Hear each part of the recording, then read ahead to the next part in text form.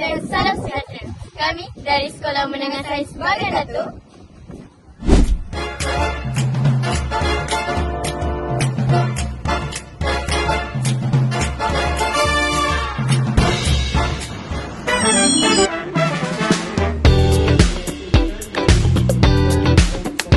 Lepas tu kita gendong, dia menetapkan kromosom pada strata garis bawah.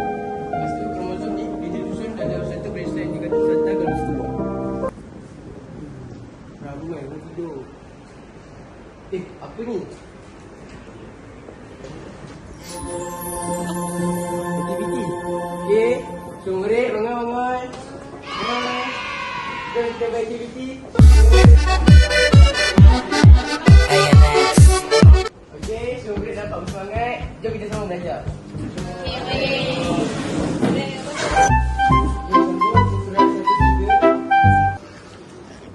Wah, menarik lah kotak ni. Mana dapat?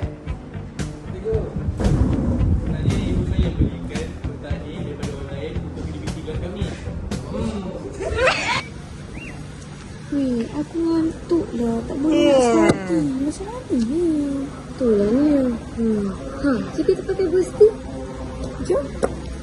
Okey, jadi aktiviti dia melompat.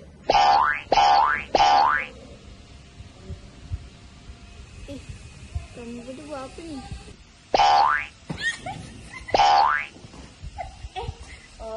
Kita tengah guna boosting ni. Boosting ni untuk meningkatkan fokus kita orang balik semasa belajar.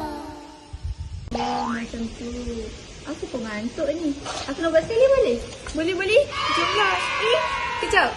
Kalau korang berminat, tekan beg kuning kat bawah. Oh yes. Teknik pelajar sekarang selalu mengantuk. Mereka menghadapi masalah jadual terlalu padat dan mudah hilang fokus. Dengan ini, kami memperkenalkan produk inovasi kami iaitu Boosting!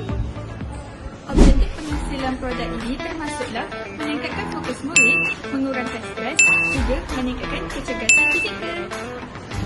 Antara kelebihan produk inovasi ini termasuklah ianya merupakan produk yang realistik untuk dipasarkan, juga mempunyai harga yang berpatutan dan mampu pilih. Apa pendapat anda?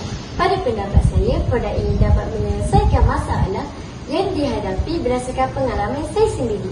Produk ini juga inspirasi daripada kad pembelajaran yang dijadikan sebagai produk pembelajaran dan gaya hidup sihat.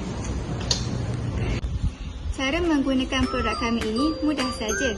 Setiap wakil ataupun guru perlulah mengambil satu kad daripada kotak kecil ini dan memberikan arahan kepada semua murid di dalam kelas untuk melakukan aktiviti ini bersama-sama. Setiap kad mengandungi aktiviti ringkas dan mengikut masa yang telah ditetapkan. Antara penambahbaikan yang akan kami lakukan adalah mempelbagaikan lagi aktiviti dan juga menggunakan kotak yang lebih kukuh. Jadi, saya harap kami dapat membantu murid meningkatkan kualiti pembelajaran yang lebih bersemangat dan konsisten. Akhir sekali, kami ingin menjadikan Boosting sebagai bahan bantu pembelajaran yang inovatif dan mudah digunakan untuk semua pelajar supaya pembelajaran dapat menjadi lebih menyeronokkan dan efektif.